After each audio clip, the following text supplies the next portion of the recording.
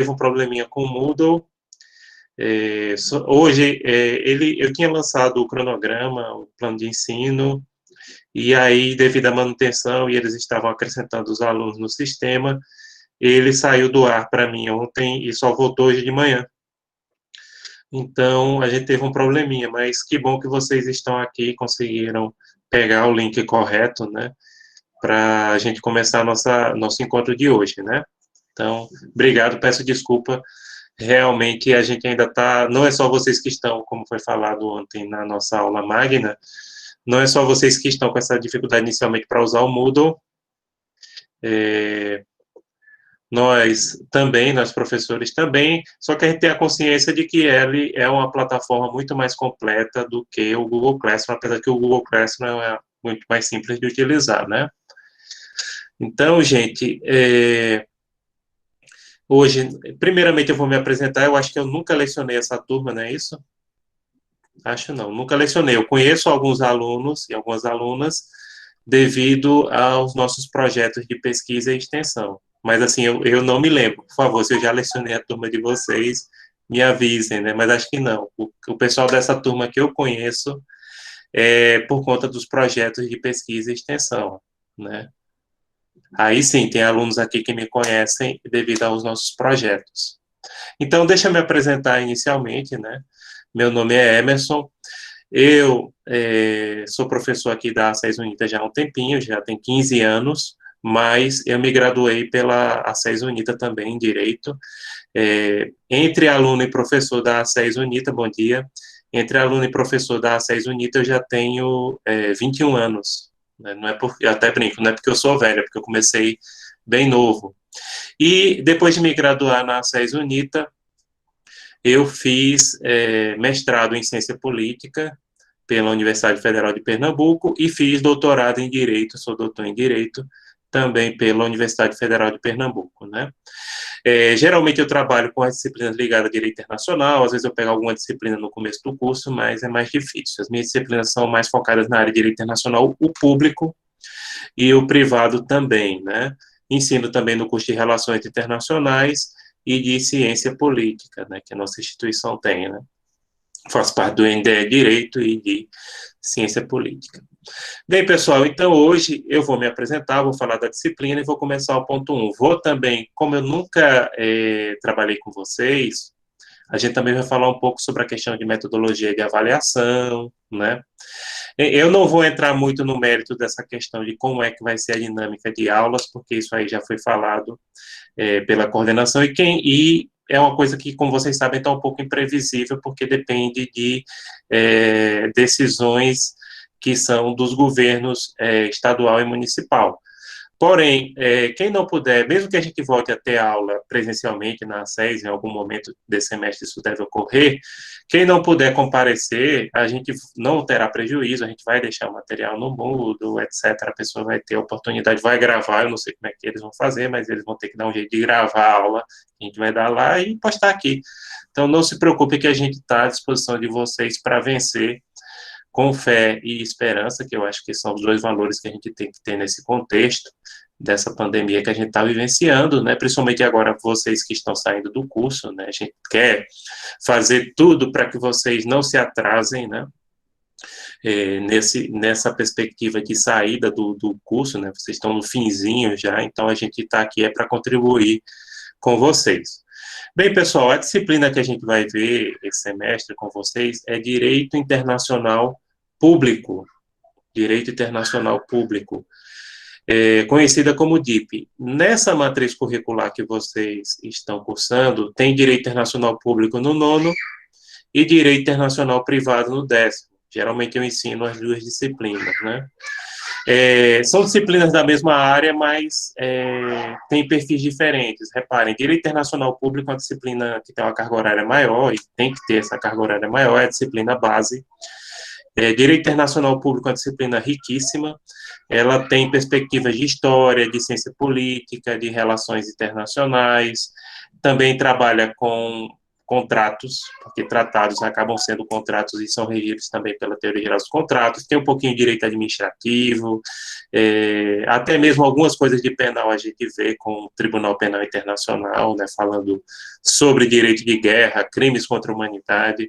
Então, reparem, e até questões de geografia a gente estuda. Então, eu gosto muito dessa disciplina de Direito Internacional Público, ou DIP, não chamem só Direito Internacional, só Internacional, porque a gente tem as duas, né? Chamem de DIP, se vocês gostam de colocar como é que eu posso dizer, um apelido na disciplina, ou usar uma sigla, né? Usem DIP.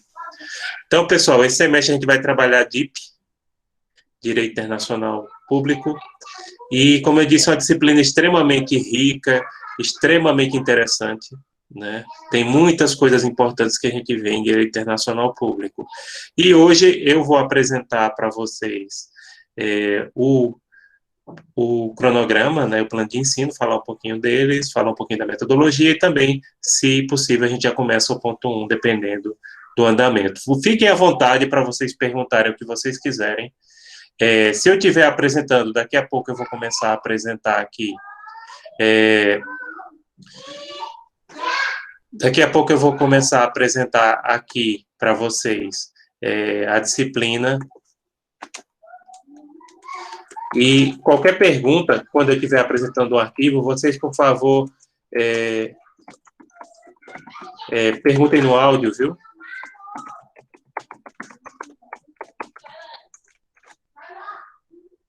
Tá certo? Porque quando eu estou apresentando, eu não consigo ver o chat.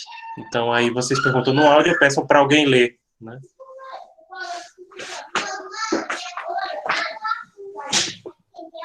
Então, vou começar aqui a apresentação pelo nosso plano de ensino, tá certo?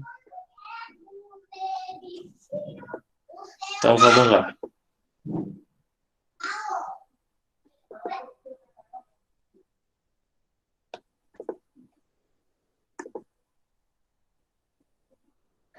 Bom, pessoal, caso vocês não estiverem vendo, me avisem no áudio, né? Esse aqui é o plano de ensino que já está disponível no mundo. A gente tem a ementa.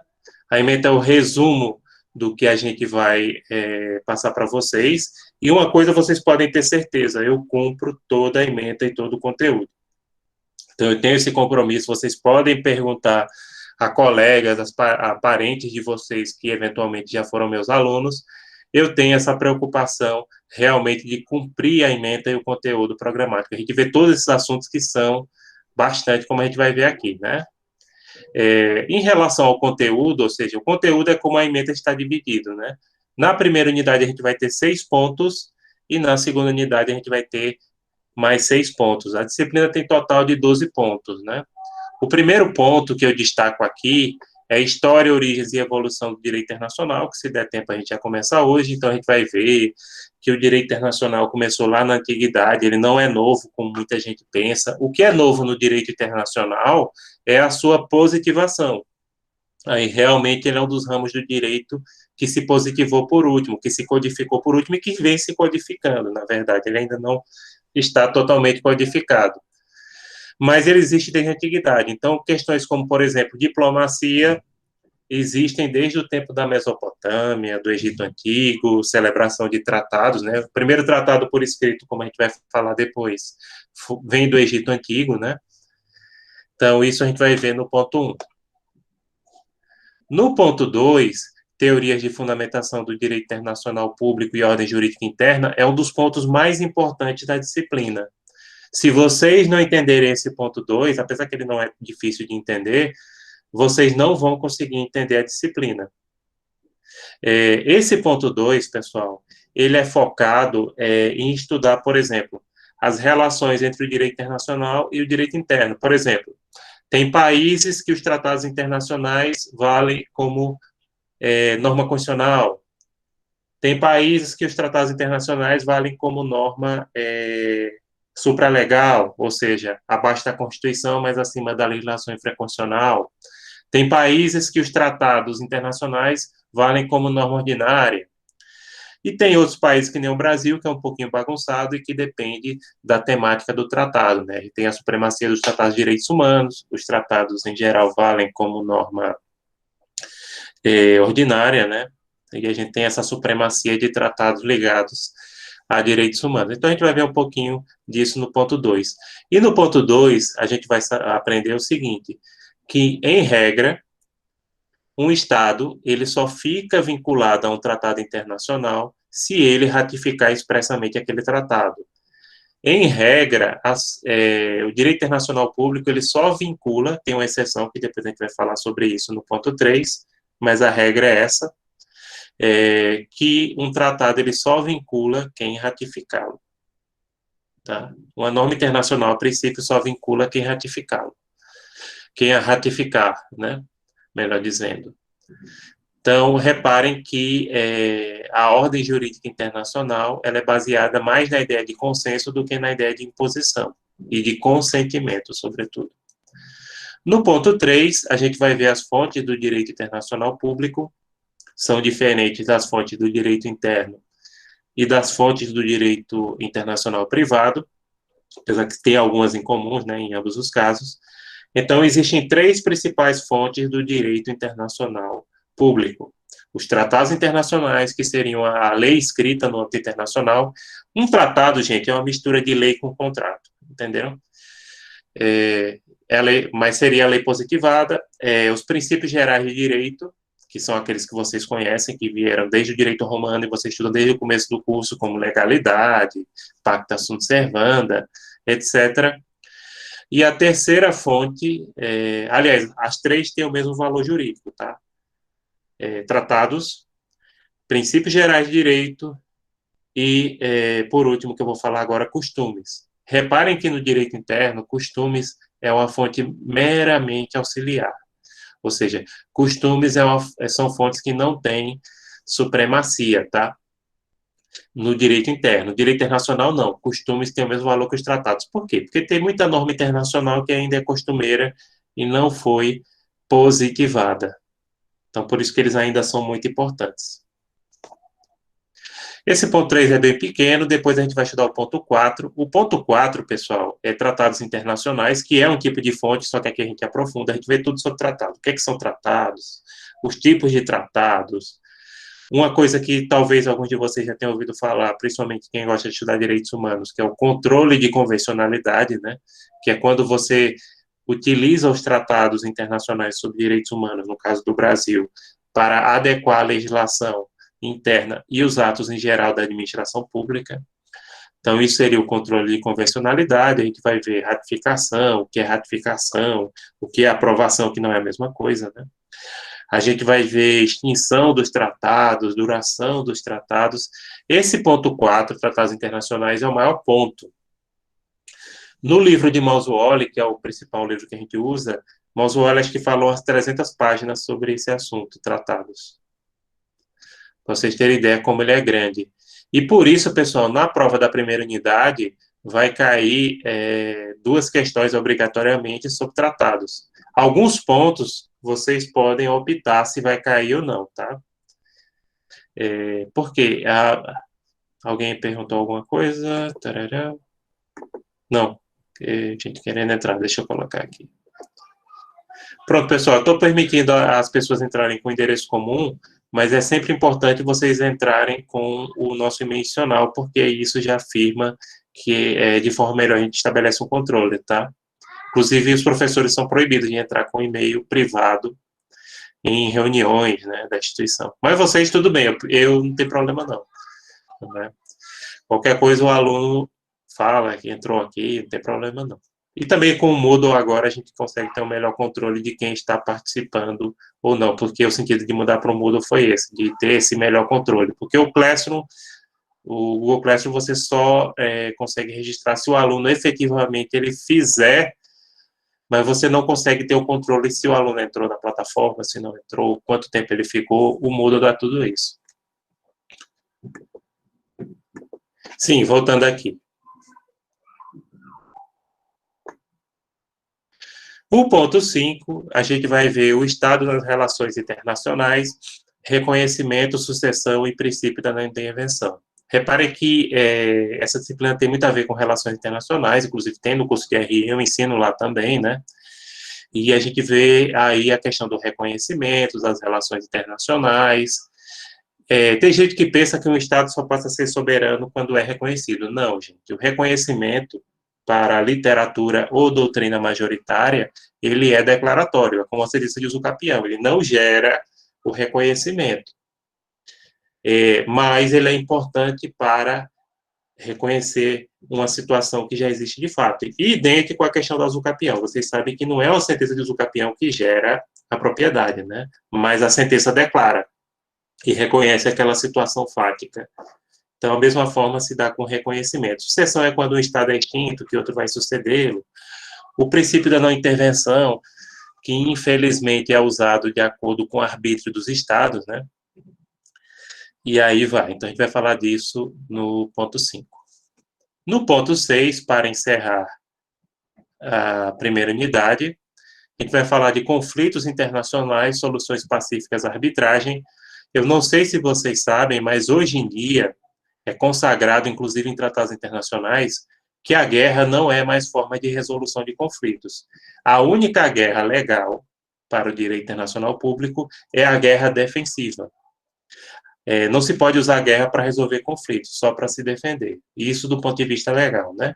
Os conflitos têm que ser resolvidos através das soluções pacíficas, como a arbitragem, a mediação, os tribunais internacionais. Então, é isso que a gente estuda no ponto 6, essas modalidades de resolução pacífica dos conflitos internacionais, que são as únicas admissíveis.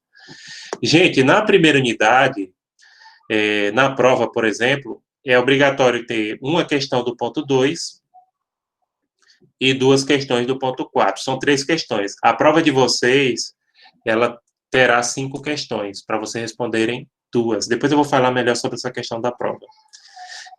Não importa se for presencial, na SES, ou se for remota. Vai ter 5 questões, tá? Não importa. Então, já tem 3 questões de 2 pontos. Uma questão do ponto 2 e 2 questões do ponto 4. Depois, eu posso montar uma enquete no Moodle, vocês vão escolher mais 2 pontos para cair na prova. E aí pode ser a escolha de vocês, por exemplo, pode ser o 1 e o 6, pode ser o 3 e o 5, mas assim, é obrigatório cair na prova pela importância o ponto 2 e o 4. O resto vocês depois podem escolher 2 pontos. Geralmente eu peço que cada turma escolha, né, a gente pode lançar uma enquete quando chegar mais próximo, geralmente um mês mais ou menos antes da prova eu já defino isso. No caso de vocês, a prova de vocês ou vai ser na última semana de setembro ou na primeira de outubro. Então, ou na última semana de agosto ou na primeira de setembro, a gente já lançou a enquete para vocês escolherem os assuntos que vocês querem 2 pontos que vocês querem que caia na prova, né? Fora esses 2 que, como eu falei, são obrigatórios pela importância para a compreensão da disciplina. Pronto, isso na primeira unidade. Na segunda unidade, a gente começa aqui no ponto 7, sujeitos de direito internacional. Epa. Sujeitos de direito internacional. O que são sujeitos de direito internacional? São aquelas entidades ou pessoas que podem adquirir direitos e obrigações no âmbito internacional. Para a literatura majoritária a nível internacional, existem 3. Existem 3. E quais são esses 3? Estados soberanos, lembrando que Estado soberano não é Estado membro de federação, Estado membro de federação não é sujeito de direito internacional, é sujeito de direito interno. Se algum de vocês já estagiou na Procuradoria do Estado ou contra o Estado de Pernambuco, reparem, Estado de Pernambuco, sujeito de direito público interno.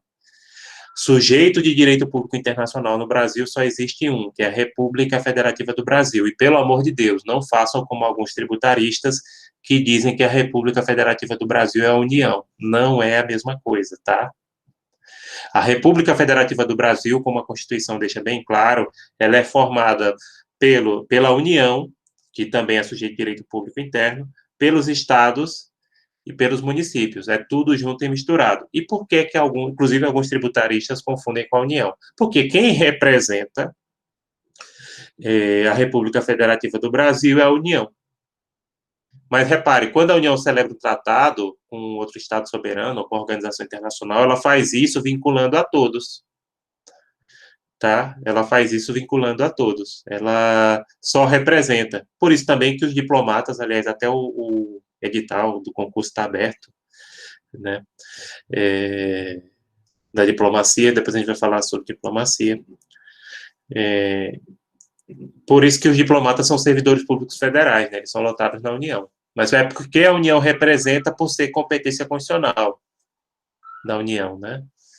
Mas não é que ela seja o sujeito de direito internacional. O sujeito de direito internacional é tudo, tudo junto e misturado, mas ela representa, porque é função, é competência constitucional. É aquela competência que não pode ser delegada. Eu não sei se vocês sabem se é competência exclusiva ou privativa. Eu não sou bom constitucionalista, não, né? Eu sou internacionalista. Se alguém quiser me ajudar, fica à vontade. É uma competência que não pode ser delegada. Bom, pessoal, sim, quais são os sujeitos de direito internacional? Os Estados soberanos, as organizações internacionais, lembrando que organizações internacionais são associações formadas por Estados soberanos com finalidade política ou técnica. Não confundam organizações internacionais com ONGs, tá? ONGs são entidades privadas, são associações privadas, embora se confundam porque algumas atuam internacionalmente. Por exemplo, uma ONG muito famosa que muita gente pensa que é uma organização internacional, mas não tem nada a ver. A FIFA. Inclusive, tem alunos que perguntam, professor, é verdade que a FIFA tem mais estados que a ONU? Eu digo, não, a FIFA não tem estados, a FIFA tem associações de futebol de determinados países. Inclusive, tem estados soberanos que tem vários. Exemplo, o Reino Unido é um estado soberano só, mas tem 4 federações de futebol, que são associações privadas, que representam o Reino Unido na FIFA, é uma associação civil suíça. Se vocês entrarem no site e tem o estatuto lá da FIFA, vocês vão ver claramente que é uma associação civil suíça, né? Quem representa o Brasil na FIFA é a CBF, que é uma instituição privada também, é uma associação também. Aliás, na Copa da Rússia, teve até um caso engraçado que, às vezes, hoje em dia eu me seguro muito nas redes sociais, pessoal, porque eu não ando discutindo e também corrigindo as pessoas, é um pouco chato, e a gente já tem tanta coisa hoje e ficar batendo boca em rede social, né? Eu não sei quando a pessoa é provocada e mesmo assim com uma determinada reserva, vamos dizer assim, né? Teve alguns alunos que na Copa 2018 publicaram no Facebook uma informação que a FIFA tinha mandado um voo de luxo para nos jogos pré-Copa, né? Esqueci o nome, como é que eles chamam? Eles têm até um nomezinho para isso. Em Londres, mandou um voo de luxo levando jogadores da seleção brasileira, não sei o quê. Gente, a FIFA não, a CBF e a FIFA são instituições privadas, né? Ela não está usando dinheiro público para isso. Claro, tanto a FIFA e a CBF já se envolveram em escândalos de corrupção, já se envolveram em problemas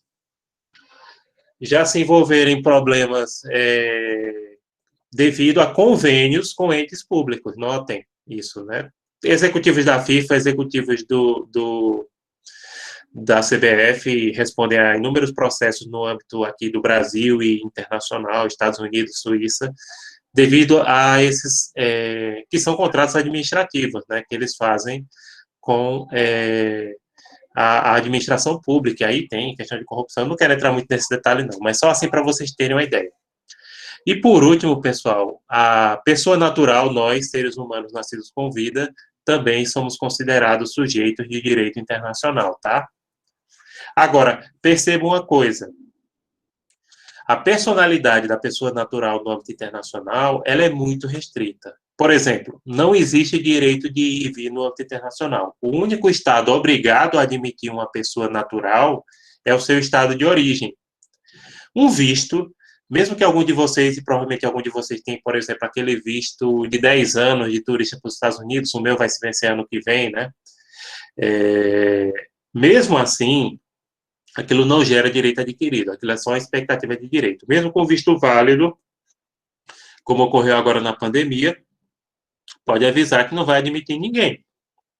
Que percebam que seria complicado se gerasse direito adquirido, porque agora, mesmo na pandemia, ficaria uma restrição ali e geraria mais confusão do que você dizer, não, você tem um visto válido, mas ele não gera direito adquirido, ele é só uma expectativa de direito de admissão. Outra coisa, em tribunais internacionais, a pessoa natural só pode processar um Estado se o Estado aceita a jurisdição daquele tribunal internacional. Isso, na prática, quer dizer que um Estado soberano só é processado por uma pessoa natural ou pessoa física no âmbito internacional se ele aceita. Se ele não aceita, adeus. Então, por exemplo, uma pessoa que sofre uma violação aos direitos humanos nos Estados Unidos e aquela violação não for devidamente apurada, ela não pode recorrer à Corte Interamericana de Direitos Humanos que funciona em São José da Costa Rica, porque os Estados Unidos não aceitam a jurisdição dessa corte. Mesma coisa em relação ao Tribunal Penal Internacional. Mas se um brasileiro, e já ocorreram vários casos assim, infelizmente, aliás, ocorreram até poucos casos, para ser franco. Quem participou do nosso grupo de pesquisa, e tem alguns alunos aqui da turma de vocês que participaram, sabe do que eu estou falando. Se um brasileiro sofrer uma violação de direitos humanos aqui no Brasil e não for apurado pelo nosso Estado, ele pode procurar a Comissão Interamericana e a Comissão Interamericana encaminha para o Tribunal, né, que é a Corte Interamericana de Direitos Humanos. Tem que procurar a primeira comissão, tá? A instância prévia administrativa, mas aí é outra história. Acho que vocês já viram isso em direitos humanos. Pronto. Ponto 7. Mais uma coisa importante desse ponto. 7. Empresas, pessoal, não são sujeitos de direito internacional. Repare que eu não falei. Por quê? Porque a empresa, em cada país que ela funciona, ela tem que se registrar de acordo com o direito interno do país. Então, é por isso que a gente vai comprar um produto, por exemplo, pode ter aqui qualquer produto, a Coca-Cola, e tem lá, Coca-Cola do Brasil Limitada, a Ford, que é uma empresa originalmente americana, Ford do Brasil Limitado S.A., né? Então, em cada país que aquela empresa for funcionar, ela tem que se registrar de acordo com o direito interno. Então, empresas não são, né? Por conta disso, dessa limitação, até tributária, né? Bom, ponto 8, responsabilidade internacional. A responsabilidade internacional não é nada mais, nada menos que a responsabilidade civil aplicada internacionalmente. Ela é muito parecida, tem algumas diferenças, mas os princípios são os mesmos. Tem a subjetiva, tem a objetiva, tem a integral. Inclusive, eu fiz um artigo, eu dei uma palestra no webinário no primeiro semestre sobre a questão da responsabilidade internacional da China pela pandemia do coronavírus, e depois eu fiz um artigo e já publiquei, que acho que eu vou usar, eu vou usar com vocês para fazer algum trabalho, né, vocês vão fazer um trabalho sobre esse artigo que eu fiz, também fiz vídeo, né, no YouTube, sobre essa questão da responsabilidade internacional da China pela pandemia, que, na minha avaliação e de alguns autores, não existe, porque eles podem alegar força maior, já que, até o momento, não existe indicação de que o vírus tenha sido gerado em laboratório, ou mesmo que a China tenha agido de forma dolosa para a sua, para o seu, como é que eu posso dizer, né, difusão, né? Então, dentro da informação que a gente sabe hoje, pode ser alegado a questão da força maior em relação à pandemia, dentro das informações que nós temos. Depois eu vou disponibilizar o artigo para vocês, né? Como eu disse, eu ainda vou ver. Agora, vai ser usado o artigo, mas talvez eu vá deixar para a segunda unidade, porque responsabilidade internacional é assunto da segunda unidade. Mas quem quiser, pode pedir que eu mando a cópia desse artigo, né? Em regra, a responsabilidade internacional é subjetiva, tá? Porque e aí as pessoas se confundem, porque no direito interno, em regra, a responsabilidade do Estado é objetiva. No direito internacional, em regra, é subjetiva. Então, nesse caso da pandemia, ela é subjetiva. Ou seja, você tem que provar a culpa lato sensu, que engloba a culpa stricto sensu, né, negligência, imprudência e perícia, ou o dolo, para configurar a responsabilidade internacional do Estado chinês. Que até eu falo isso no artigo, né? Se a responsabilidade fosse objetiva ou integral, a conversa era outra. Ponto 9, que eu digo que é o ponto geográfico, geralmente o pessoal do curso de Direito não gosta desse ponto, apesar que teve uma turma semestre passado que escolheu ele na prova, que, como eu disse, eu gosto que a turma escolha também o assunto que vai cair, né? Alguns assuntos são obrigatórios, outros podem para escolher, que é o território, o espaço aéreo, o direito do mar e o domínio público internacional. Nesse ponto, que é um ponto geográfico, a gente vai ver, por exemplo, como é que são a questão das fronteiras, o espaço aéreo. Eu acho que alguns de vocês sabem que, por exemplo, um avião, ele só pode sobrevoar o território de um estado que tenha um convênio prévio, senão fica sujeito a abate, né? Direito do mar. Direito do mar está ligado àquela questão do mar territorial, da zona econômica exclusiva, para fim de exploração pesqueira, mineral, como petróleo, etc. E domínio público internacional, que são as regiões polares. Então, nesse ponto aqui, a gente vê muita questão da discussão geográfica, né, nesse assunto. Eu gosto. Alguns alunos de direito reclamam, dizem, não, professor, não gosta. Eu digo, beleza, a turma aí escolhe, eu boto na enquete se a turma vai querer que caia ou não na prova.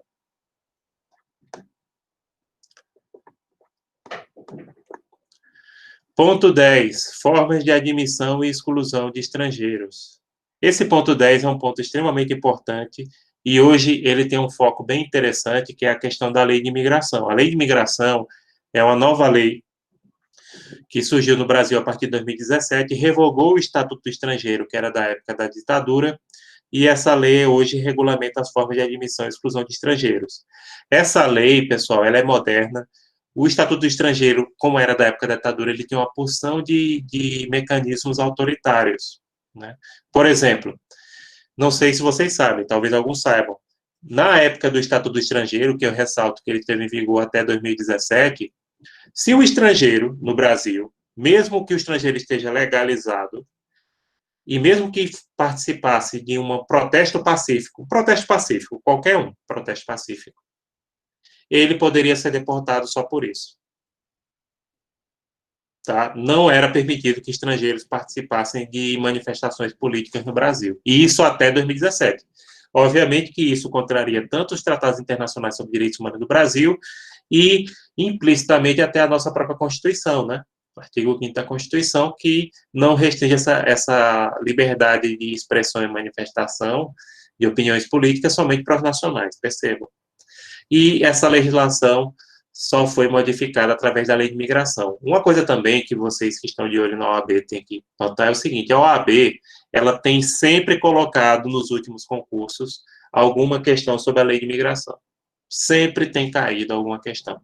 Então, nesse ponto 10, vocês têm que prestar atenção, principalmente nessa questão da lei de imigração. Ela tem sido muito criticada por grupos de direita, o próprio governo Bolsonaro, algumas pessoas já criticaram. Agora, dificilmente essa lei vai ser revogada.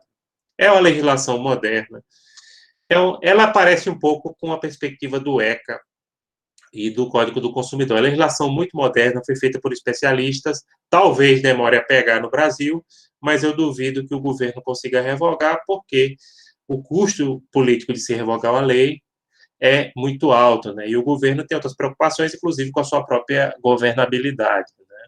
Mesmo que existam muitas pessoas no Brasil, no governo, perdão, que sejam críticos a essa lei de imigração. Mas, como eu disse, gente, é uma legislação moderna, é uma legislação atualizada, que foi produzida através do trabalho de acadêmicos. Reparem que ela não é uma lei, ela é uma lei que teve o seu projeto feito por um grupo de estudiosos, não foi, assim, a ideia da cabeça de um político, e ela adequa ao Brasil, tanto em relação àquilo que é estabelecido na Constituição de 88, quanto na legislação internacional.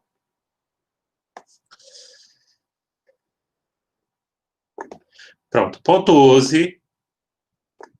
Agentes diplomáticos. Nesse ponto, a gente vai falar um pouquinho sobre a questão dos agentes diplomáticos, com foco aqui na carreira diplomática brasileira, né? Falei até que o concurso está aberto, né? As inscrições para o concurso, é um concurso extremamente concorrido e que, francamente, ultimamente eu tenho me arrependido de não ter feito, né? Eu fiz uma vez, peguei ponto de corte em economia, que só caiu o cálculo, passei em inglês, na primeira fase, né? Tem a prova em inglês, direito internacional, direito constitucional, história, geografia, mas a economia só caiu o cálculo e no curso de direito, como vocês sabem, a gente vê a parte só teórica, né, de economia. Mas, enfim, o Brasil tem uma carreira diplomática que desde o século XIX é muito cobiçada, é um dos concursos mais difíceis, então a gente vai falar a diferença de diplomata para cônsul, é um concurso só, diferencia a nomeação. Tem algumas curiosidades, que é importante, depois a gente vai falar melhor sobre isso, mas, por exemplo, embaixada, pessoal, ela representa assuntos de governo, consulado, assuntos privados. O consulado não é uma filial da embaixada. O consulado emite visto, emite certidão de nascimento, casamento. O consulado parece com um cartório.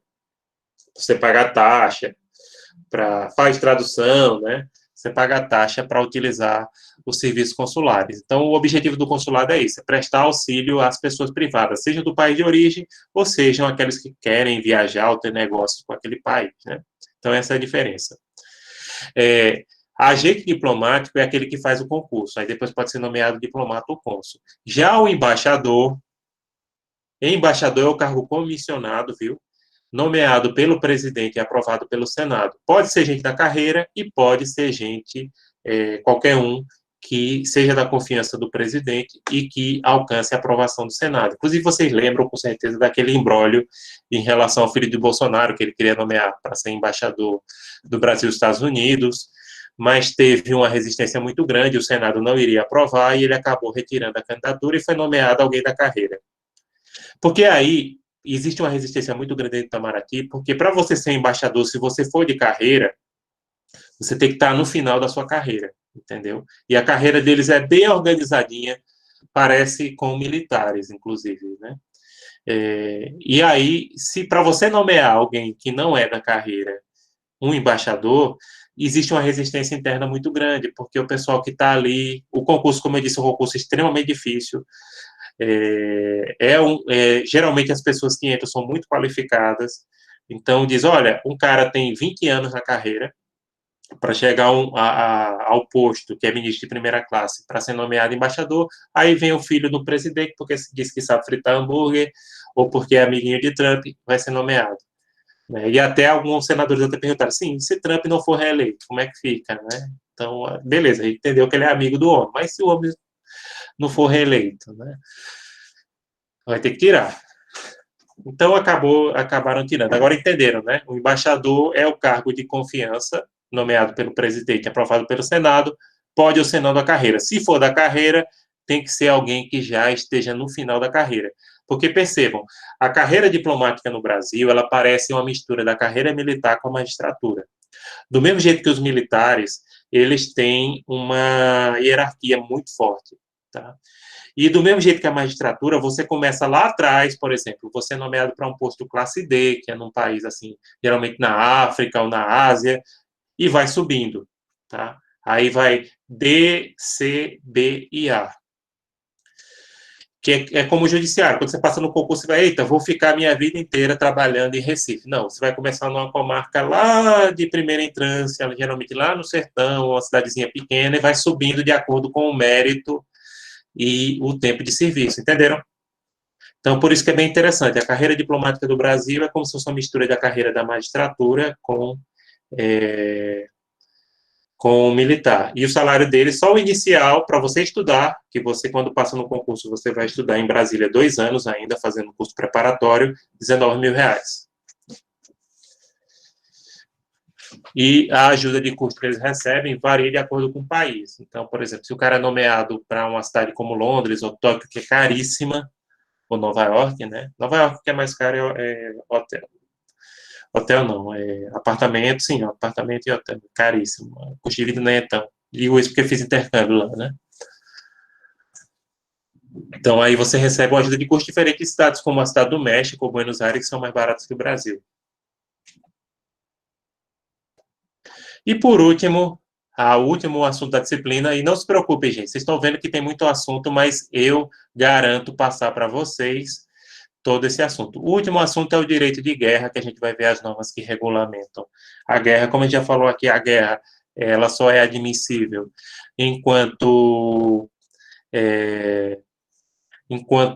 defesa, jamais ofensiva e jamais para resolver problemas. Também a gente vai falar sobre o Tribunal Penal Internacional, que é um tribunal que julga os crimes de guerra, os crimes contra a humanidade, e há pouco tempo, inclusive, Bolsonaro receberam a queixa, mas aquilo não vai para frente não, pessoal.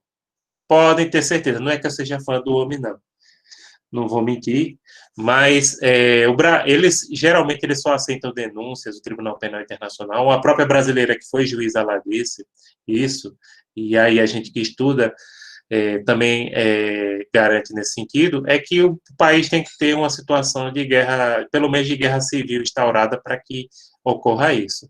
Claro, do ponto de vista político e administrativo, a gente pode ter todo o questionamento contra as posições do governo Bolsonaro em relação à pandemia, em relação a povos indígenas, né? Mas isso não pode levar a gente, que é um estudioso da área, a dizer assim, não, ele tem que ser processado no Tribunal Penal Internacional por crimes contra a humanidade. Não, eu não acho que não. Eu acho que é motivo para não votar ou eventualmente até receber processo no âmbito do direito interno do Brasil, mas dizer que aquilo é um ato de genocídio, é outra história, entendeu? A turma está muito calada. A turma está muito calada. Ah, já já eu vou falar sobre a questão dos livros. Eu estou dando uma olhadinha aqui rápida no chat se alguém tinha a falar de alguma coisa, tá certo? Já já eu vou falar da bibliografia. Vou falar agora, depois eu vou falar da avaliação, e se der a gente começa. Que bom, Yolanda. Estão absorvendo tudo. A aula assim remota ela fica um pouco mais cansativa nesse sentido, que às vezes o aluno não pergunta, entenderam? Aí você fica pro conhecimento, aí você fica, eita, será que a turma está me escutando? Será que o pessoal está aí? Mas tranquilo, viu? Eu fico à disposição de vocês. Vou agora falar dos livros. Antes de terminar a segunda unidade aqui, na segunda unidade, a prova também tem 5 questões, e aí vocês podem descartar um desses pontos para não cair na prova. Aí, repare, são 6 pontos, né? Ficaria uma questão de cada ponto. Aí, depois eu abro a enquete para vocês descartarem um ponto, para não cair na prova. Pronto, vamos falar dos livros. Bibliografia básica, só vou falar. Pessoal, tenho uma excelente notícia para vocês, que na Biblioteca Digital da ACES nós temos todos esses livros, a última edição, atualizadíssimo. Tá? Na biblioteca física não, mas ninguém está podendo ir, e não sei nem se está podendo pegar livros lá. Né? Mas, assim, na biblioteca digital tem esses livros, né? Tem esses 3 livros aqui que eu vou falar um pouquinho de cada um. O primeiro livro que eu vou agora botar aqui em negrito é o livro do Ildebrando Dacioli, Manual de Direito Internacional Público. Esse livro ele era atualizado por Geraldo Nascimento Silva, e Geraldo Nascimento Silva, que era o primeiro atualizador, ele morreu, e Paulo Borba Casella atualmente está atualizando. Ildebrando Dacioli, pessoal, ele era do Ministério das Relações Exteriores, ele foi diplomata também, e ele morreu em 1962. Então, perceba, o atualizador dele morreu, acho que com uns 90 anos, e agora já vai no terceiro. Eu não sei se algum professor já reparou isso, que no direito tem esse costume de você ficar atualizando os livros dos autores e chegar a um ponto de você não saber o que o autor disse, original. Mas, assim, esse livro é um livro bom, mas aí a gente tem que ter consciência de que o autor morreu nos anos 60, ou seja, morreu há 58 anos atrás. Ele era um diplomata importante do Brasil, acho que foi professor, não, acho que foi diretor da Academia Diplomática Brasileira. E, inclusive, tem até alguns episódios engraçados, porque todos vocês conhecem Eli Lopes Meireles, direito administrativo, né? Eli Lopes Meireles, gente, morreu em 1992, acho que a maioria de vocês aí não tinha nem nascido. E uma vez eu estava numa banca TCC, uma aluna citou ele, comentando a emenda constitucional 2098 da reforma administrativa. Eu digo, minha querida, você sabia que Eli Lopes Meireles morreu em 92? Como é que ele está citando aqui? Ela diz, professor, mas está lá no livro dele. Eu digo, eu sei que está, porque quem atualiza é a filha dele. E, me desculpe, eu acho que a filha dele vive do livro que ela atualiza do pai. Né? Inclusive, se eu escrever um dia algum livro que fique famoso, ver um manual assim, eu vou deixar no testamento para que minha filha não possa atualizar.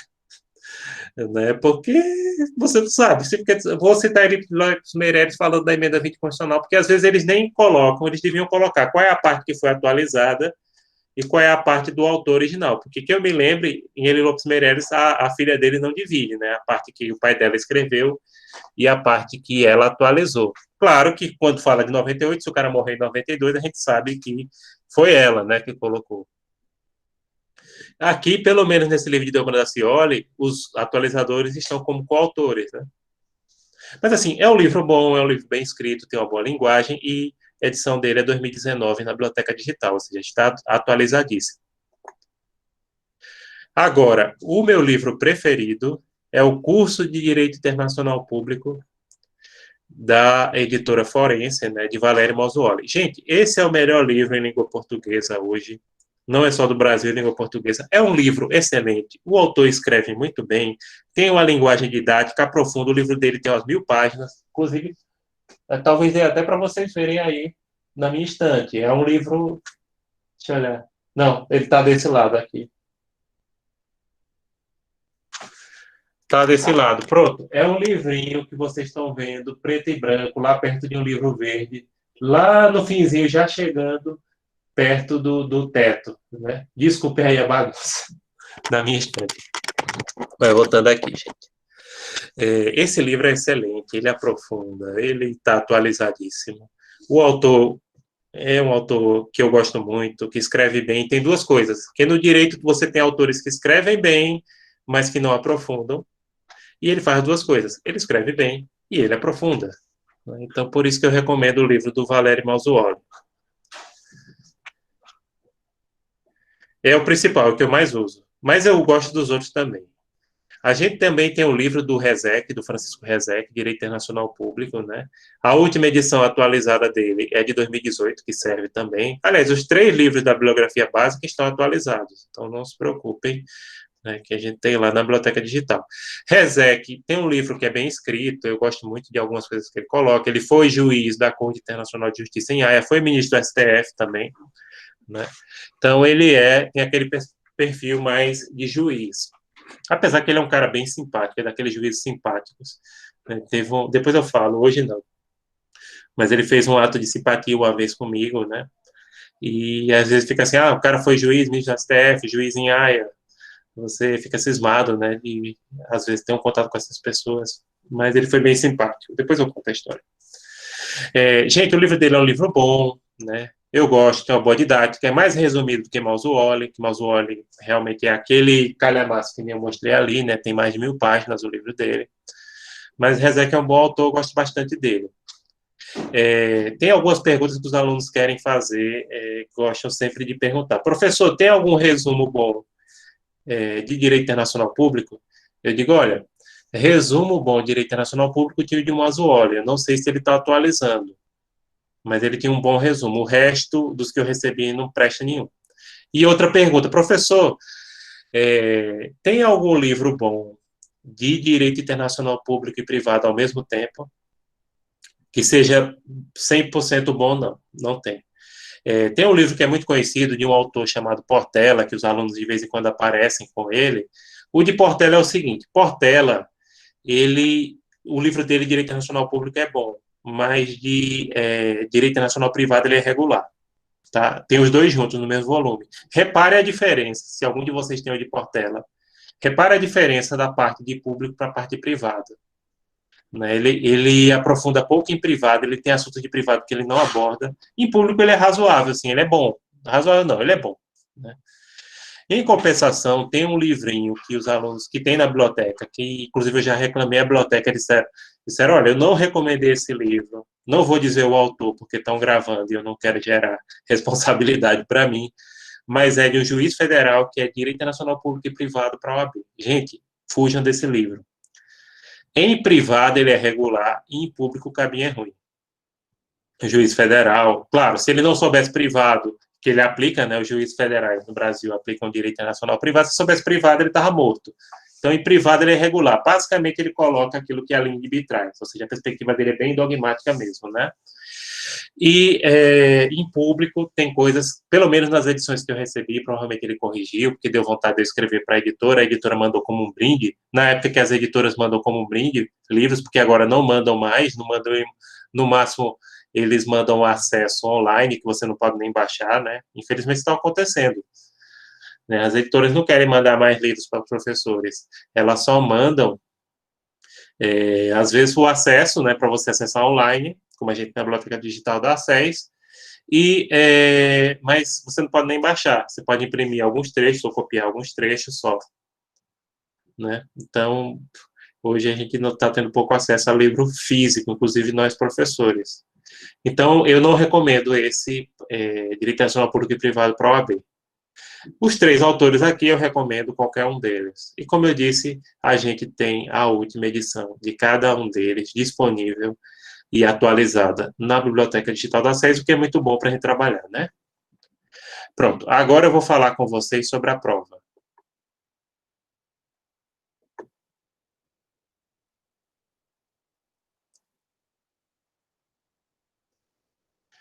Ah, sim, vou, Isadora, já está disponível, né, no Moodle os slides. Os slides não, eu falei o plano de ensino agora e o cronograma, né? Falei isso.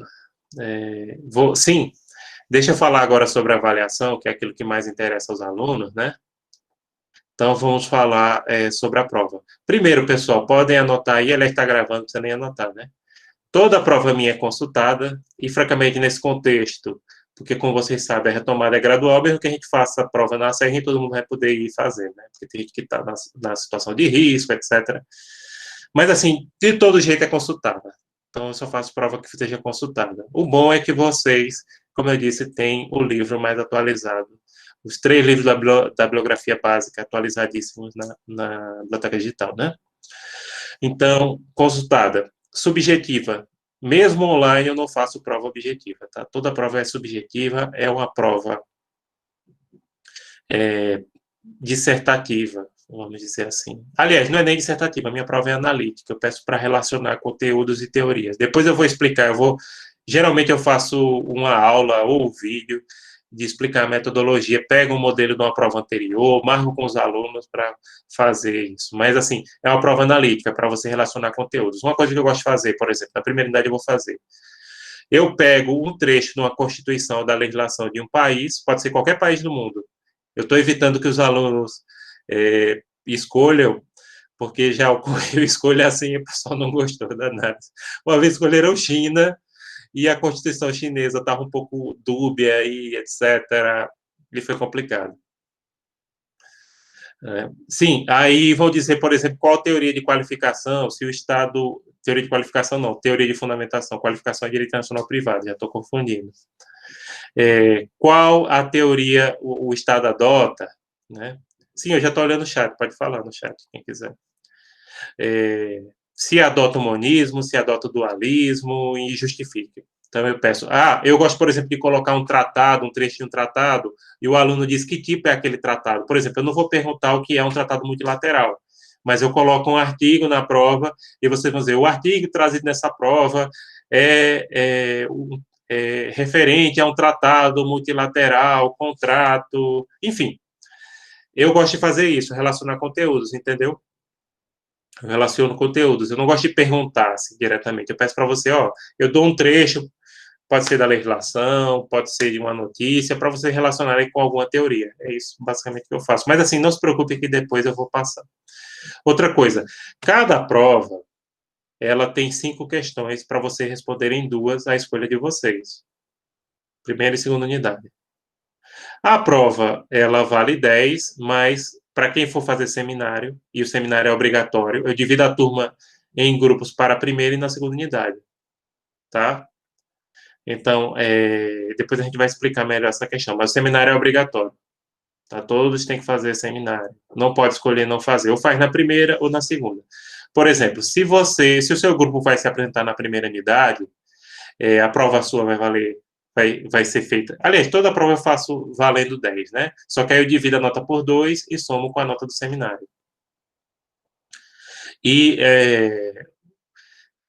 além disso, para ajudar, cada ponto desse tem um exercício de fixação. Vocês têm que fazer esse exercício de fixação. Por quê? Quem não fizer, primeiro leva 2 faltas. Aliás, eu já vou colocar o exercício de fixação hoje. E quem fizer, além de receber a presença, de 2 presenças, ainda recebe meio ponto. Extra, viu? É totalmente extra. Totalmente extra esse meio ponto. Entenderam como é que seria o esquema aqui? Cada ponto cada ponto desses tem um exercício de fixação que vale meio ponto, entenderam? Vocês têm que fazer para receber não levar duas faltas e receber meio ponto, é obrigatório para todos. O de vocês, agora, esses primeiros que eu estou passando, geralmente eu deixo 15 dias, tá? Não fica até o final do mês, não. Aliás, não fica até, só que agora no comecinho de agosto eu vou deixar até o final do mês, tá? Depois a gente fica de 15 em 15 dias.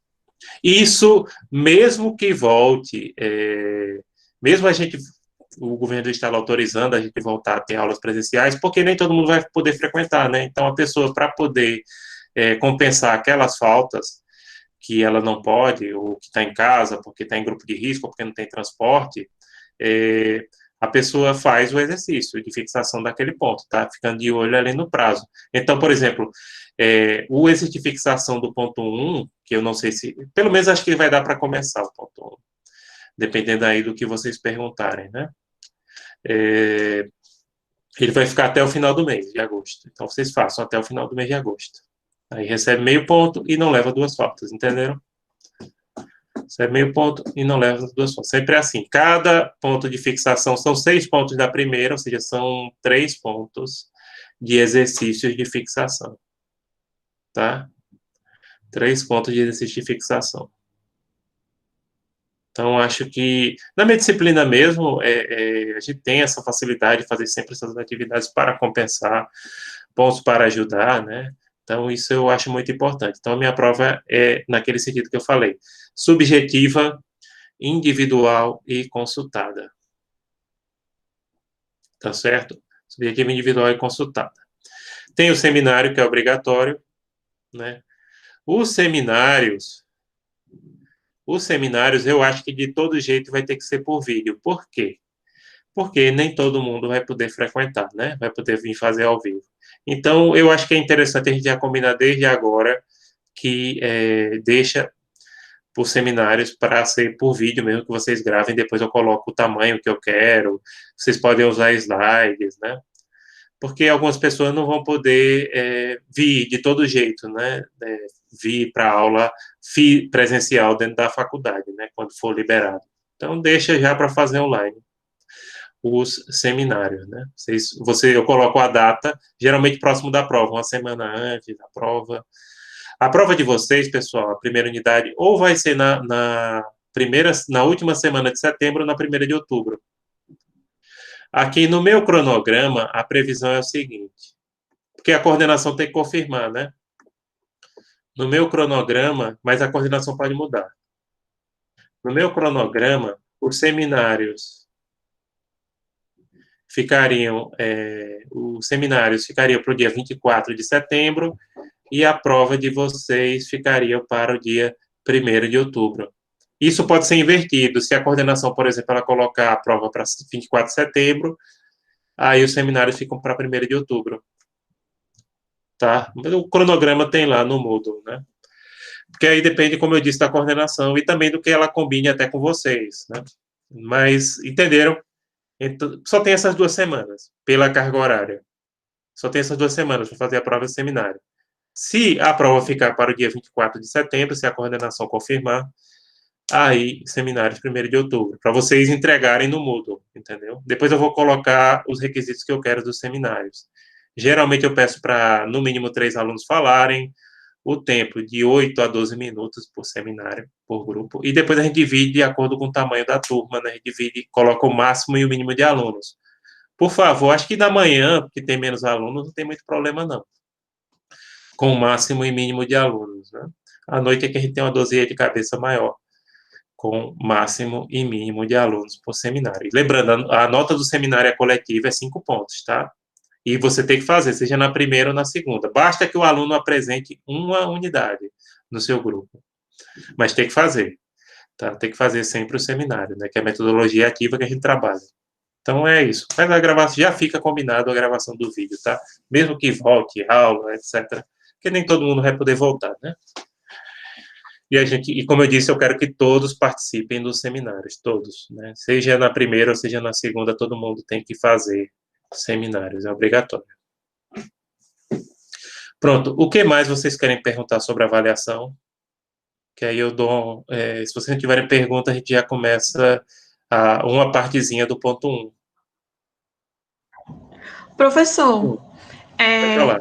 no caso, quem apresentar o seminário na primeira unidade não apresenta na segunda. É Exato, isso? e vice-versa.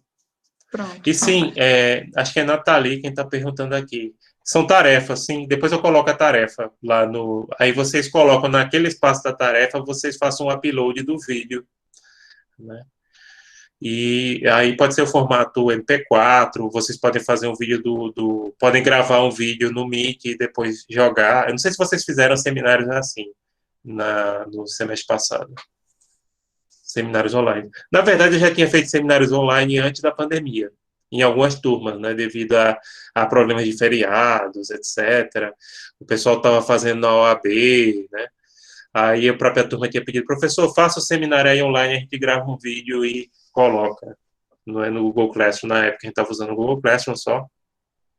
Não, mas sem problemas, assim. Vocês podem, por exemplo, marcar uma reunião no Google Meet e gravar, e depois chega no e-mail e vocês fazem o upload. Não é difícil, entendeu? Não, qualquer coisa depois também eu dou um toque de como ensino. Acho que vocês sabem como gravar um vídeo desses, né? É simples, você marca no calendário e todo mundo se encontra naquele horário, cada um apresenta a sua parte, pode usar os slides, né? Então é assim que a gente faz.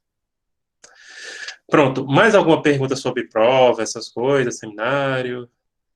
Sim, aí hoje eu já deixo o exercício de fixação do ponto 1 que a gente começa.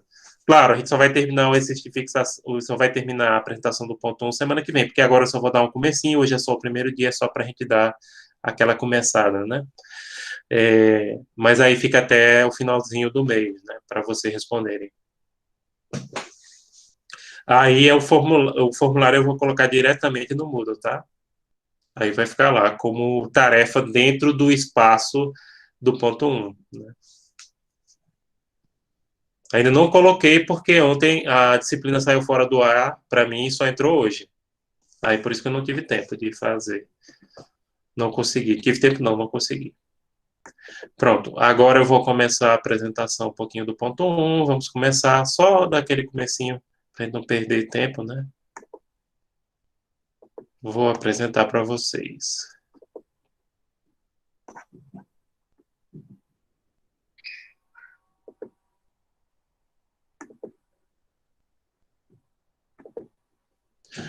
Bom, pessoal, vamos começar a apresentação. Quando eu estou apresentando slides, eu não consigo enxergar o chat. Portanto, se alguém quiser perguntar, pergunte no áudio ou peça para algum colega ler, que eu não consigo enxergar, que eu só estou vendo na minha tela, ponto 1, História, Origens e Evolução do Direito Internacional. É só isso que eu estou enxergando.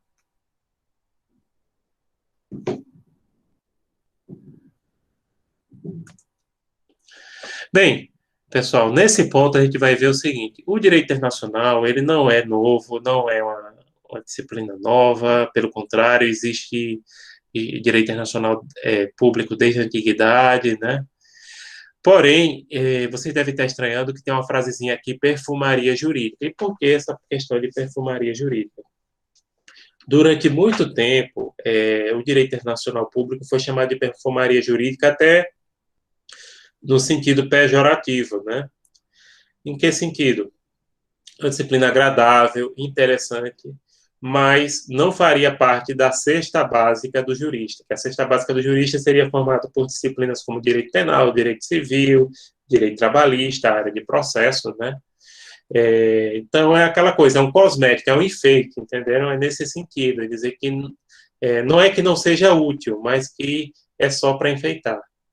Só que hoje em dia, devido à perspectiva dessa internacionalização, dessa globalização, e principalmente um problema sério que todos vocês têm consciência, que é a saturação da área jurídica, devido aos inúmeros cursos, devido ao excesso de profissionais que a gente tem no mercado, né?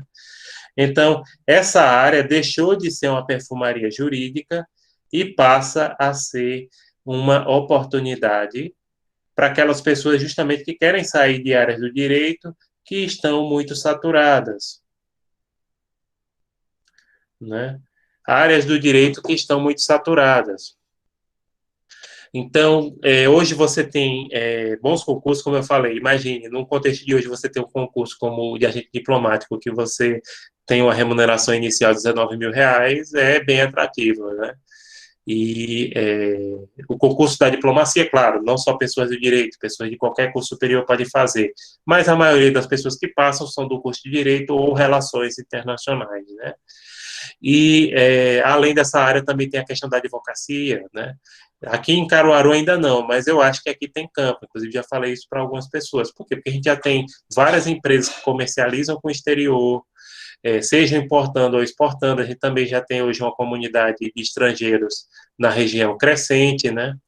E essas pessoas precisam ter juristas que trabalhem. Então, eu acho que é uma área ainda do direito para se explorar, a área tanto do direito internacional público quanto privado. Então, hoje não é a perfumaria, mas é uma oportunidade para quem quer sair daquelas áreas do direito que estão, sim, mais saturadas, né? E isso tem a ver também com o contexto da política internacional e da nova ordem mundial. Gente, nova ordem mundial não tem a ver com Illuminati, tá? Não tem a ver com teoria da conspiração, não é nesse sentido, não. Viu? Nova ordem mundial, eu estou me referindo aqui ao sistema internacional do pós-Guerra Fria. Esse sistema internacional do pós-Guerra Fria, ele permitiu, inicialmente, apesar de que hoje a gente tem alguns retrocessos, um avanço muito grande do multilateralismo e das relações internacionais, principalmente através da globalização, do comércio internacional. Porque, veja só, existe uma coisa que a gente chama sistema internacional. O que é o sistema internacional? O sistema internacional é a conjuntura política e histórica de um determinado momento da sociedade global. Tá? A gente teve um sistema internacional antes do atual, que é um sistema de Guerra Fria. Nesse sistema de Guerra Fria, o mundo era bipolar. Você tinha um mundo capitalista liderado pelos Estados Unidos e você tinha um mundo comunista liderado pela União Soviética. E esse mundo, esse sistema internacional, ele perdurou durante quase 50 anos. Entre 89 e 90, ou seja, 30 anos atrás, com a queda do Muro de Berlim, para alguns, para mim é a queda do Muro de Berlim, ou para outros com a queda da União Soviética, 2 anos depois, o sistema internacional de Guerra Fria se rompeu. E aí se criou um novo sistema internacional. Esse novo sistema internacional é esse que a gente chama de nova ordem mundial, que é pós-Guerra Fria. Vai ter a ver com Illuminati, com teoria da conspiração, o governo oculto, etc. Não, não é isso, não. Esse sistema internacional, ele não funciona mais como o da Guerra Fria, ele não é bipolar, ele é multipolar. Por quê? Você tem as potências tradicionais, como o próprio Estados Unidos, alguns países europeus, como o Reino Unido, a França, a Alemanha. Você tem os países emergentes, como o Brasil e principalmente a China, né, a grande potência emergente. Você tem a Rússia, enfim. Esse sistema, ele é um sistema multipolarizado, no qual você tem as potências tradicionais, as potências emergentes, e que, apesar dele durar já quase 30, mais de 30 anos, quase mais de 30 anos, porque começou, para a minha visão, em 89, né, 31 anos atrás, esse sistema ainda não encontrou um ponto de equilíbrio. Mas as normas internacionais, elas funcionam nesse sistema como uma referência.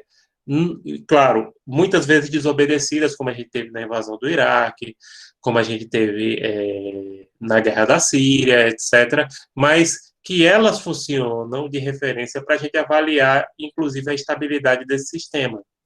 Esse sistema que a gente está vivendo é um sistema instável e que ainda não encontrou o ponto de equilíbrio. Em outros momentos da história, sistemas instáveis e sem ponto de equilíbrio terminaram em guerra, inclusive nas guerras mundiais, né?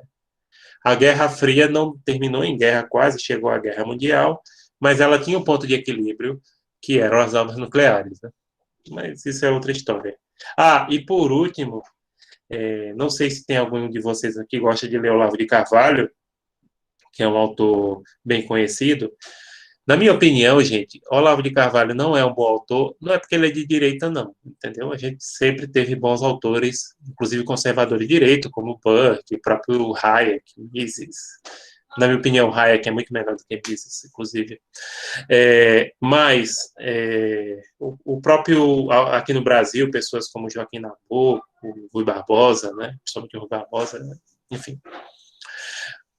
Olavo de Carvalho, ele é ruim, não é porque ele é de direita, ele é ruim porque ele acha que a gente vive ainda no sistema de Guerra Fria, com ameaça comunista, etc.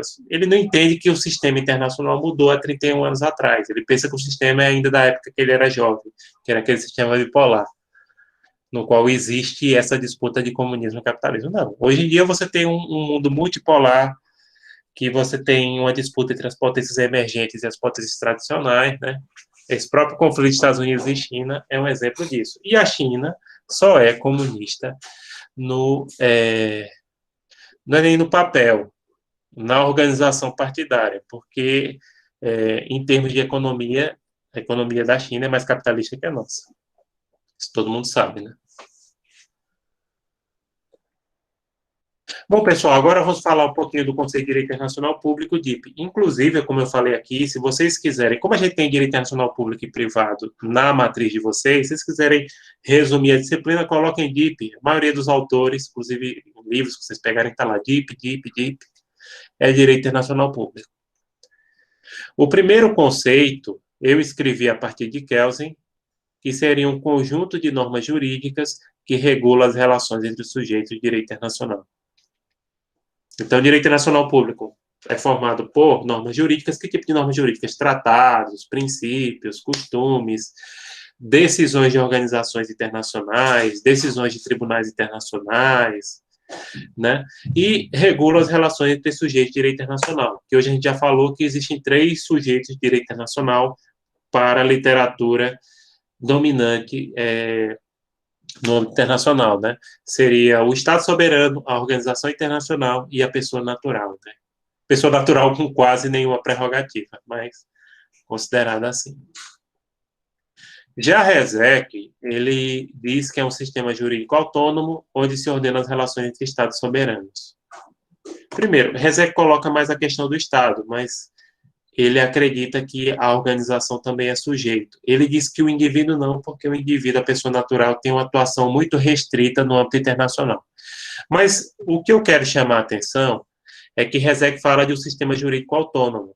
De fato, o direito internacional público é um sistema jurídico autônomo. Por que autônomo? Porque ele não é centralizado.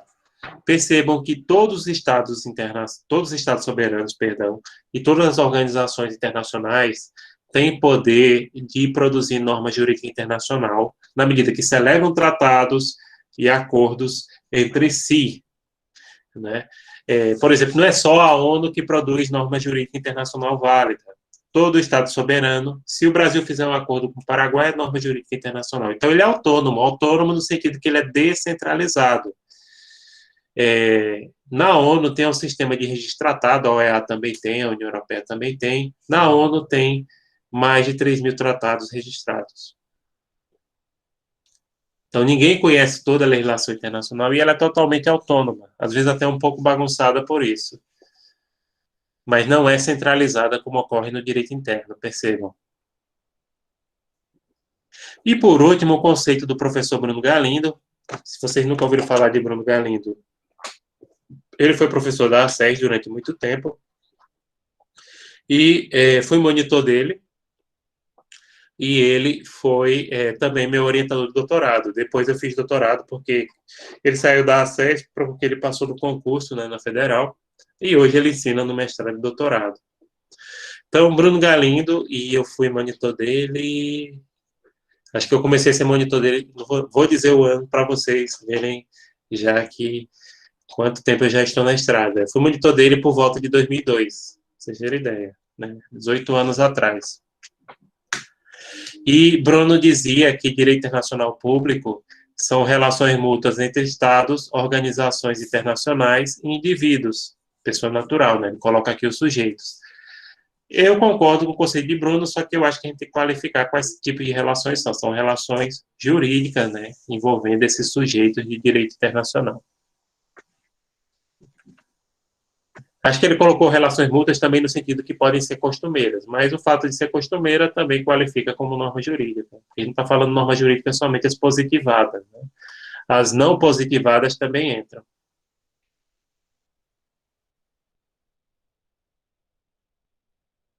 Vamos começar falando um pouquinho do histórico do direito internacional, a evolução do direito internacional. Primeiro, o direito internacional ele surgiu na antiguidade, né? Seja o público especificamente surgiu, o privado não tinha direito internacional privado na antiguidade. Isso aí vocês vão ver no 10º período. Mas havia público, né? Havia o público. O primeiro tratado escrito que se tem notícia, tá? Foi celebrado entre egípcios e hititas no ano 1280 a.C., ou seja, mais de 1000 anos antes de Cristo nascer e, concretamente, mais de 3.000 anos atrás. Ele visava questões que até hoje são objetos de tratados modernos, pessoal, como a paz, a aliança, o comércio, as migrações e extradições, né? Extradição, lembrando que é a entrega de uma pessoa de um estado para outro para responder processo ou cumprir pena. Até hoje existem esses institutos jurídicos, né, que estavam lá no tratado celebrado entre os egípcios e hititas. Para quem não sabe, Hitita é um povo que não existe mais. Eles viviam no que hoje é o território da Turquia, né, era um povo indo-europeu. Mas percebam como esse tratado é extremamente moderno, assim, em termos de institutos, né? Questão como comércio, as migrações, as próprias extradições. E a partir daí, gente, gerou o costume jurídico, que hoje é positivado, de que tratados só admitem a modalidade escrita, tá? Hoje, isso tem um tratado, que é a Convenção de Viena de 61, 69, que diz que tratado só admite a forma escrita, sendo um negócio jurídico solene. Claro, esses tratados da antiguidade, eles eram feitos em placas de mármore, de qualquer outro tipo de pedra, ou de bronze, enfim. Então, o pessoal fazia e deixava lá, né, como referência. São instituições de direito internacional presentes na antiguidade, mas que existem até hoje, né? A diplomacia, diplomatas, pessoal, é questão legislativa, é questão mesopotâmica, né? O que é moderno, literalmente moderno, são embaixadas permanentes. Surgiram na Itália na época do Renascimento, há 500 anos atrás. Que antes os diplomatas, eles faziam a missão e voltavam para o seu país. Proibição de ataques a civis e desarmados já estava no Código de Manu na Índia, e hoje é crime de guerra, né? Inclusive positivado através de tratados internacionais. A arbitragem também é uma coisa que surgiu na antiguidade. A própria Bíblia menciona a arbitragem internacional na medida que o rei Salomão, lá no Velho Testamento, né, fala que o rei Salomão era chamado a resolver as contendas entre os países vizinhos, né, entre os reis dos países vizinhos, com a sua sabedoria, né? Então, isso já é arbitragem internacional. Os romanos usavam muito arbitragem internacional também, né? Inviolabilidade dos embaixadores, que eu acho que você já ouviu falar, né? Embaixadores e diplomatas, se estiverem servindo em outro país, eles têm imunidade penal absoluta. Eles não são presos nem em flagrante delito. Isso é extensivo aos familiares também. Então, por exemplo, se um filho de um diplomata estrangeiro, e já ocorreu isso, atropelar alguém aqui no Brasil, ele não pode ser preso nem em flagrante, tá? Ele mostra as credenciais que ele recebe, e aí ele tem que ser colocado em liberdade, independente de habeas corpus, tá? A autoridade policial só vai registrar que foi aquela pessoa, não pode abrir processo, pode fazer um inquérito e remeter ao país de origem. Aí lá o país de origem, no caso aqui o Brasil, isso é um dos motivos, vocês são penalistas, pelo qual o nosso Código Penal permite que sejam processados os crimes que o brasileiro comete no exterior. Nos países também ocorre isso, né? E claro, o país pode renunciar à imunidade caso veja que haja um abuso.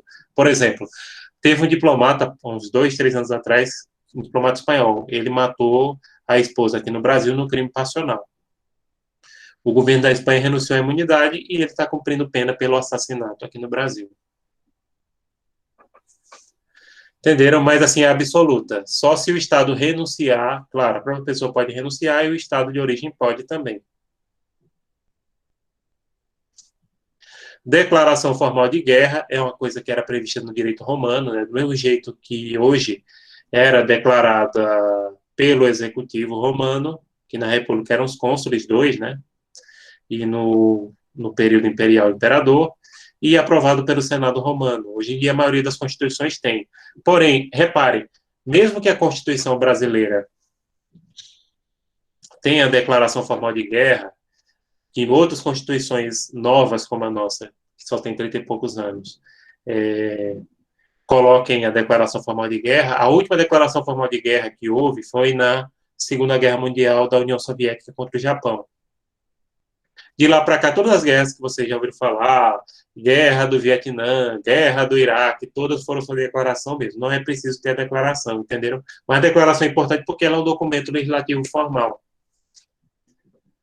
E, por último, a questão do respeito aos prisioneiros de guerra. Prisioneiros de guerra, eles cumprem detenção administrativa, eles não cumprem pena do ponto de vista penal. Depois a gente vai falar isso no final do curso, né? Esses prisioneiros, inclusive hoje tem uma legislação de que eles devem ser respeitados, muitas vezes não são, mas devem ser, e às vezes depende do contexto. Por exemplo, o Brasil fez quase 10 mil prisioneiros de guerra na Segunda Guerra Mundial e respeitou os direitos deles. Mesmo os nazistas, eles respeitavam os prisioneiros de guerra britânicos, franceses e americanos. Eles não respeitavam os soviéticos, que diziam que a União Soviética não era parte no tratado, né, na Convenção de Genebra, ou era de Viena, meu Deus, agora escolhi, que estabelece. Depois a gente vai ver isso, porque parte de direito de guerra não é uma parte assim que eu estude tanto e eu acabo não decorando. Tem lá anotado, eu esqueci de anotar aqui. Me desculpem. Mas é isso. Até os nazistas respeitavam os direitos de prisioneiro de guerra. Inclusive, o prisioneiro de guerra pode manter a sua farda, claro, é obrigado a entregar a arma, né, mas pode manter sua farda, não vai para a cela, ficam geralmente em galpões, né, com vigilância. Mas é detenção administrativa, não cumpre pena do ponto de vista penal. E pronto, gente. Eu acho que por hoje a gente faz uma introduçãozinha mais light, né? Deixa para a gente dar um gás melhor semana que vem. Então, acho que por hoje já está, ou vocês querem que a gente prossiga mais um pouco?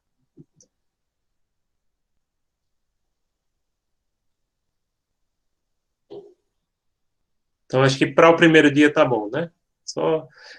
Mas daqui a pouco vocês dão uma olhada que eu vou deixar, agora à tarde eu vou deixar o exercício de fixação, tá? Já está lá o plano de ensino, o cronograma, os slides, seja desse ponto 1 que a gente termina semana que vem, a gente vai terminar o ponto 1 e começar o 2, esse é o objetivo da semana que vem, tá certo? Então, pois não, Yolanda, pode perguntar. Quem Eu vou tiver mandar pelo pergunta. áudio, que eu acho mais prático. Sim, faça. Quanto à presença dos alunos, tem alunos que não podem assistir a aula agora ao vivo. Essa presença deles seriam computadas pelas atividades que o senhor vai disponibilizar no Moodle, é isso? Isso, que já, se ontem tiver saído, já é disponibilizado desde ontem. Mas percebam, não é obrigado que vocês façam hoje, até porque vocês não viram todo o ponto 1 hoje, só viram o comecinho, entendeu? E também o Moodle é bem interessante, porque, por exemplo, essa aula vai ser disponibilizada lá, ainda hoje. Então, você tem até como auferir quem assistiu depois, sabia? Ah, entendi. Tá Por ok, isso é que a então. instituição está insistindo nessa questão da gente trabalhar o Moodle, porque se eu disponibilizo, eu salvo esse vídeo, daqui a pouco ele chega, daqui para o meio-dia, mais ou menos, ele chega no meu e-mail, aí à tarde eu coloco. Aí quem não pode assistir, eu posso ver quem assistiu. Ah, Eu sei quem tranquilo, então assistiu. vou avisar eles. Avise, por favor. Tá certo, Yolanda? Obrigado. Obrigada. Mais alguém tem alguma pergunta? Tem não, né? Então é isso, pessoal. Quero agradecer a presença de vocês e deixar meu abraço para vocês e até semana que vem. Então, meu bom dia a todos e a todas, tá certo? Então, bom dia para vocês. Quem quiser. Aliás, nem precisa colocar a presença agora. Então, tchau, tchau, tchau, tchau. Então, obrigado, gente. Podem se retirando.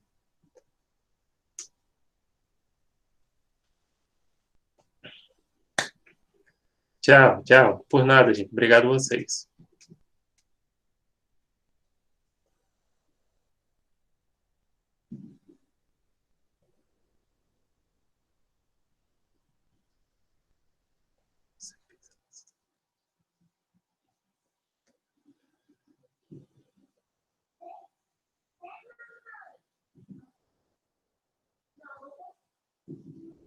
Igualmente.